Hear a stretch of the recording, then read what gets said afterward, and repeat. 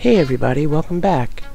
We're finishing up our Tuscany Rosso Magnifico wine kit that we got on Amazon. Now if you're looking for this wine kit, I'll have the link below in the comments so that you're able to easily find it. But this is the final stages of that winemaking experience, and if you've missed any prior videos, you could look back to my prior videos on making this wine kit. You'll be able to see the whole process from start to finish. Alright, here we are at our next phase of the winemaking process with the Vino Italiano Rosso Magnifico kit. What I have here is a carboy that is cleaned and sanitized. You can see the little jug of the sulfite solution I mixed up on the side. Clean it out first with the Be Bright and then use the sulfite afterwards. Let all the sulfite come out of the carboy so that I don't have over sulfites into the wine. Then I'm set up here to transfer wine from one carboy to the other. Okay, now this carboy here is a smaller carboy. This is a 5-gallon carboy. So what I'm going to do is rack and bulk age our wine. Okay, racking again is transferring from one jug to the other. But here we have a 6-gallon carboy going to a 5-gallon carboy. Now these carboys aren't exactly 5 gallons or 6 gallons, so we don't know what's going to happen here.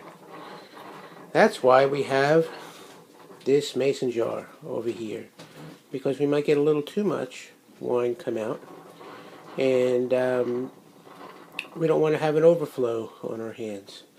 So in true redneck fashion, I have myself a mason jar. Alright, I'm going to start the racking process with the auto siphon. Alright, I've just started the racking process. I started my auto siphon, and I can see that the bottom is filling up. I have the plastic white stopper ready to stop the wine should it get too much going into the bottom container. Just want to show you one of the things I did real quick. Is I put a cloth underneath the carboy on the top so that it is tilted backward, like that.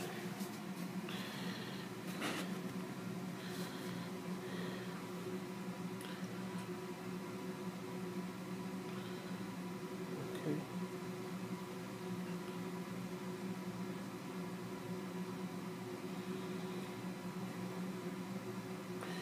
What I'm doing here is I'm going to transfer the wine to this. At this stage, you could bottle this wine.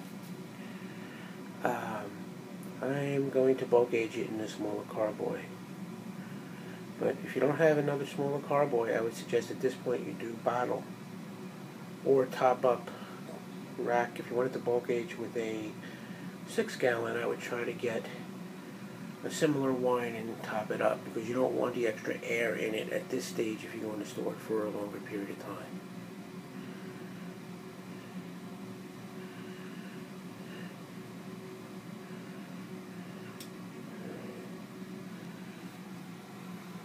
See how we're doing here.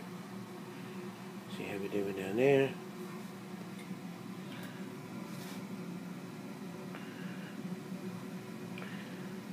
Now, a lot of times I would suggest taking some wine out and first filling up the little mason jar, and then filling up the other carboy. But I think we're going to be fine in this case. You just don't want it to overflow.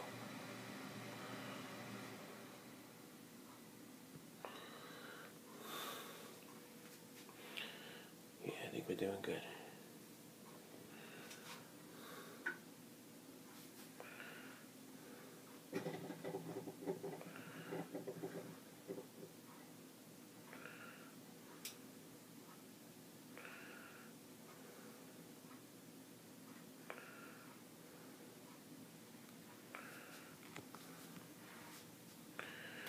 I'm going to put the video down in case I need to stop it. Okay. As it turns out, I did not need to stop it. That's the sediment left behind. It went up to here. So I am going to be topping this one up with some wine that I have made previously and storing it. At the time of bulk aging, it is better to not have any oxygen at all in there. So I'm going to go up to that orange ring with wine and store that. Okay, but what I have left in this tube I'm going to put into a glass jar so I can show you. This is what I have as far as clarity. It's pretty nice. It did a good job clearing the wine. Okay.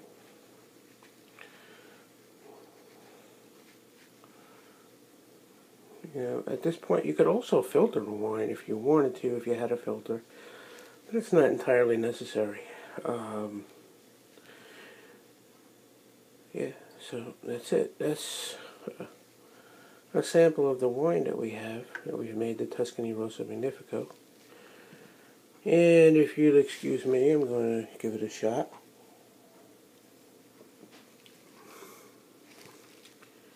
You can see the legs in the wine. Actually very nice. I don't know if you can see the legs.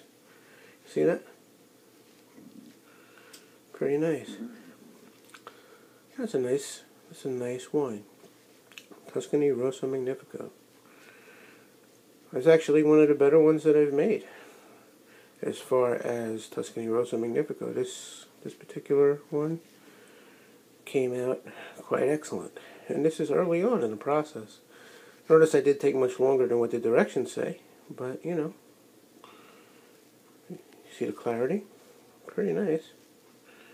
See my fingers through it, right? So, here you go. Tastes pretty good. Tastes really good. Wow. Okay. That's it. Hope you've enjoyed this process. You can bottle it all now, and certainly bottle it and go for it. But I'm going to bulk age it because I have some other wine that I made before and in bottles.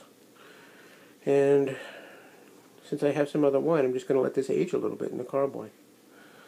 But it tastes pretty good the way it is now. It's only going to get better. A little bit of aging. Okay. So that's it. At this point, of course, you could bottle it. You could drink it. You could make... If I had a whole lot of friends over, have a party. You know. I have my crumpled white napkin in the back there that I used to clean up a little spill, but you can see across a white background the color of this wine. You know.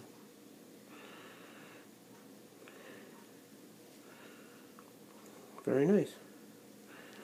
Alright, that's where we're at. Now, one of the things about this particular kit that I made is I made this into a dry red wine.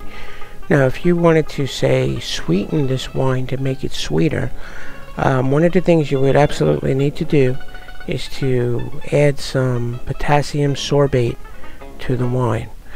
Now, the reason for that is because when we're going to be adding sugar to sweeten the wine, which is also referred to as back sweetening, the sugar could restart the fermentation again. So what you need to do is get potassium sorbate, and this particular one here, the directions say to put a half teaspoon per gallon of wine to prevent re-fermentation when sweetening the wine or back sweetening the wine. So if that's what you want to choose to do, is to back sweeten the wine, that's what you'd need to add. Now, most wines I don't back sweeten, except for, say, a port or something like that, and there I would use this potassium sorbate. But one of the wine kits I just got, which I'm going to be making real soon, so stay tuned for it on YouTube, is I got a Riesling kit, which I am going to back sweeten. Riesling is typically a sweeter white wine, and that's where I'm going to be using this. Alright, so that in a nutshell is the process of making wine with the wine kits found on Amazon. I'll put a link to this particular wine kit below. In addition to that, I'll put a link to the potassium sorbate. If you plan on back sweetening your wine, you could certainly do that. I'm choosing not to do that, but I'll put a link to that underneath as well in case you're looking for it. And I really hope that this video has been helpful for you. You know, sometimes you just need to see somebody doing something to just get into your head that, hey, yeah, you know, that's something that I could do. It doesn't look so hard, you know, and that's it. It's really not that difficult to do. After you make one wine kit, you're going to want to make another one and another one and another one. And that's how I ended up with so many carboys, because I like to do multiple wine kits simultaneously. So yeah, if I could do this, anybody could do this, and it's easy and it's fun. It's a rewarding hobby. There's absolutely nothing like having some friends over and opening up a bottle of your own wine and saying, you know, hey, this is something that I made. And they all look at you and say, you made this? And yeah, you could say, yes, you did make it. And it's really fun and a cool thing to do. And one of the great things about these Vino Italiano wine kits on Amazon is that they're not that expensive, so you're able to experiment with them and play around with them without risking that much money if you should mess up.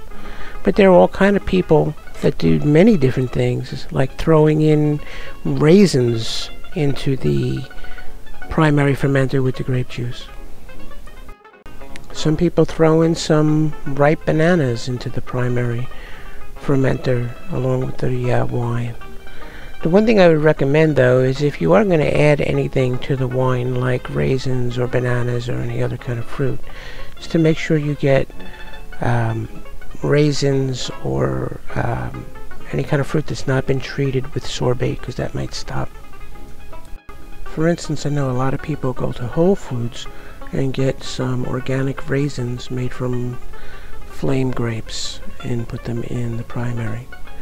So I would try to go with something natural like that if you're going to add something to the primary fermenter.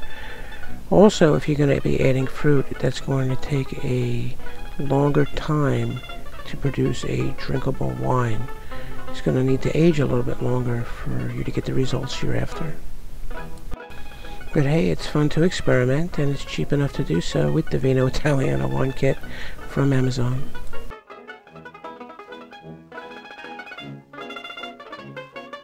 Well, thanks for watching this video series on making wine with the Vino Italiano wine kit. If you missed any of the installments before this one, you could look at my channel and you could see all the steps from beginning to end on how to make wine. There's also a video on what equipment you'll need to make wine from the Vino Italiano wine kits found on Amazon. So check back and look back at that stuff. Also look for more videos from me coming in the future. I'm going to be making a Riesling kit, and I just started a Nero Diavolo kit, and things are looking real good as far as the winemaking. Should have some great wine for this summer coming up. So thanks for watching. Please subscribe to my video channel here on YouTube, and check out my blog at www.cooking-italian-recipes.com for great Italian recipes, tips on organic gardening, winemaking, and herbalism, and all other kind of fun stuff that I'm into. Thanks for watching. Please subscribe.